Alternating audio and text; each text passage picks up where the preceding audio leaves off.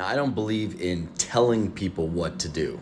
When you tell someone what to do, then it's like your responsibility for whatever problems end up happening. But I'll share my opinion on this. So she said, just Melinda says, she said, I did everything right and he still cheated on me.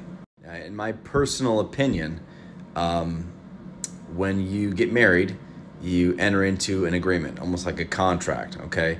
And one of the biggest problems in marriage is that people do not define, they do not define the contract. There's like no mutual understanding for what marriage actually means to either person. They never have this conversation. So what exactly does marriage mean to you? What expectations are there to you in this marriage relationship? And so there's all these invisible lines that no one's ever defined, and someone crosses one, and then all of a sudden, you know, somebody's upset and the other person doesn't know why, and then there's no communication, and then they're both miserable.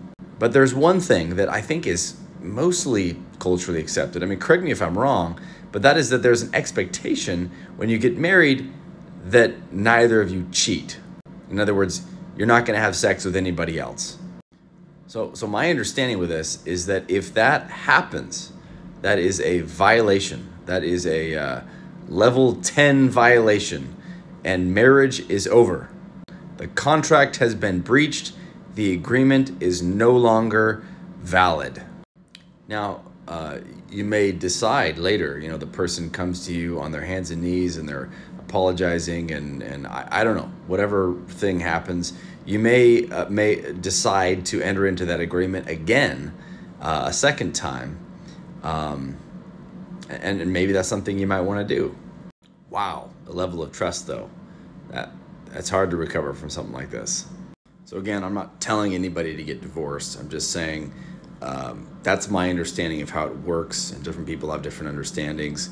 I heard in some places people just kind of expect everybody to have like at least one affair, and like, oh, man, that's something else.